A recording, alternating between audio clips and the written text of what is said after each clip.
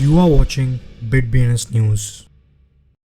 Hello and नमस्कार। अभी market पूरी तरह से वोलेटाइल है, इसलिए यूजर्स के लिए जानना महत्वपूर्ण है कि क्रिप्टो की दुनिया में क्या हो रहा है, क्रिप्टो से जुड़ी क्या खबरें हैं। इसलिए सुनिश्चित कीजिए कि रोज क्रिप्टो न्यूज देखें और अपने आप को अपडेटेड रखिए। आज की हेडलाइंस।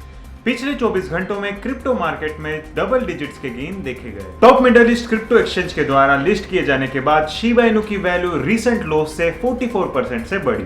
शिबा इनू की कीमतों में वापसी, क्योंकि एक रहस्यमय व्हेल ने 1.02 ट्रिलियन शिबा इनू टोकन्स खरीदे और वह अब 9.8 ट्रिलियन शिबा इनू टोकन्स को होल्ड करता है। Gaming crypto tokens recent crash के बाद सबसे अधिक रिकवर हुए। यूएई स्थित एयरलाइंस एमिरेट्स ने यह कहा है कि वह बिटकॉइन को पेमेंट के भुगतान में स्वीकार करने के लिए योजना बना रहे हैं। ओपनसी एनएफटी की ऑथेंटिसिटी को इंप्रूव करने के लिए नए फीचर्स को इंटीग्रेट करता है। कार्डानो ने नया डेडलेस वॉलेट अपडेट जारी किया। नॉर्वे में बिटकॉइन माइनिंग को ग्रीन सिग्नल मिलता है क्योंकि प्रोपोज्ड बैन को खारिज कर दिया गया। इथेरियम की गैस फीस प्रमुख रूप से बढ़ जाती है क्योंकि स्टेबल कॉइन्स को एग्जिट करने के लिए इन्वेस्टर्स हेड करते हैं। रिडेम्पशंस के बीच 3 बिलियन टोकन्स बर्न करने के बाद टेथर स्टेबल हो जाता है। फेमस यूट्यूबर केएसआई का यह कहना है कि उन्होंने एक दिन में लूना में $2.8 मिलियन गंवाए। एल सेल्वाडोर को हाई बिटकॉइन वोलेटिलिटी के बीच $40 मिलियन का नुकसान हुआ। टेरावेकर गैलेक्सी डिजिटल लिक्विडिटी के स्थिति पर अपडेट देता है।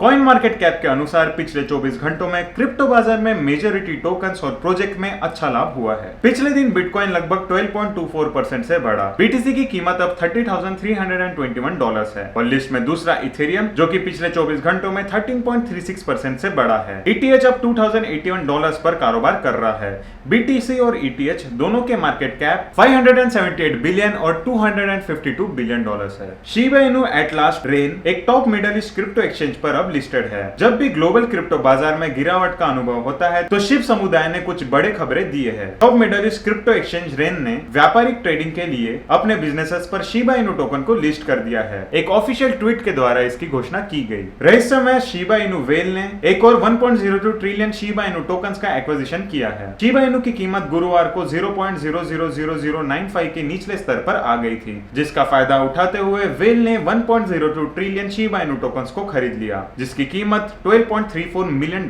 थी। और इस समय व्हेल ने हाल ही में गिरे कीमतों का लाभ उठाते हुए पिछले 24 घंटों में 4 अलग अलग लेनदेन के माध्यम से 1.032 ट्रिलियन शिबा इनू टोकन्स खरीदे, जिसकी कीमत $12.3 मिलियन होती है, जैसा कि etherscan.io ने रिपोर्ट किया। कई गेमिंग और मेटावर्स टोकन शुक्रवार को क्रिप्टो बाजार से आगे निकल गए, जैसे ही मेजर क्रिप्टो करेंसीज हाल ही के क्रैश से रिकवर हो रही थी। टोकन को व्हेल खरीदे द्वारा समर्थित किया गया था। साथ ही इन्वेस्टर्स उनके पीछे यूटिलिटी बेस्ड प्रोजेक्ट्स के साथ टोकन की तलाश थी। जी गाला, एपकॉइन और स्टेपन जैसे गेमिंग टोकन सबसे बड़े टोकन के रूप में टॉप गेन्स प्राप्त करने वाले टोकन्स में उभरते हुए आए। दुबई हेडक्वार्टर्स एमिरेट्स, जो कि यूएई के 2 फ्लैग कैरियर्स में से एक है, कथित तौर पर बिटकॉइन, एनएफटी और मेटावर्स को अपनाने की योजना बना रहे हैं। अरब न्यूज एमिरेट्स के अनुसार एमिरेट्स के सीओओ अदिल अहमद ने दुबई में इस साल के अरेबियन ट्रैवल मार्केट कार्यक्रम में कहा कि उनकी कंपनी मेटावर्स और नॉन फंजेबल टोकन्स के लिए नए कर्मचारियों की नियुक्ति करेगा और ग्राहकों की जरूरतों को मॉनिटर करने के लिए एप्लीकेशन डेवलप करने का प्रयास करेगा। कलाकारों और क्रिएटर्स की कई शिकायतों के बाद एनएफटी के दिग्गज कंपनी ओपनसी आखिरकार एक नया समाधान लेकर आ गई है। ओपनसी ने मंच पर एनएफटी कलेक्शन वस्तुओं की ऑथेंटिसिटी को बढ़ावा देने के महत्वपूर्ण प्रयासों में नए फीचर्स को इंटीग्रेट किया है। कार्डानो के IOHK ने घोषणा की है कि डेडालस वॉलेट का एक नया वर्जन डेडालस के लिए 4.10.0 अब उपलब्ध है। डेडालस 4.10.0 अननेम्ड नेटिव टोकन्स के प्रदर्शन में सुधार करता है और विंडोज डेवलपमेंट एनवायरनमेंट के लिए समर्थन जोड़ता है। साथ ही विंडोज पर लेजर नैनो एस के लिए टेयरिंग समस्या को ठीक करता है। अब नॉर्वे में बिटकॉइन माइनिंग पर प्रतिबंध नहीं लगाया जा सकता है। यह नॉर्वे की संसद द्वारा बहुमत के अनुसार पास किया गया है। नॉर्वे में बिटकॉइन माइनिंग पर प्रतिबंध लगाने का प्रस्ताव पहली बार इस साल मार्च में रेड पार्टी द्वारा सुझाया गया था।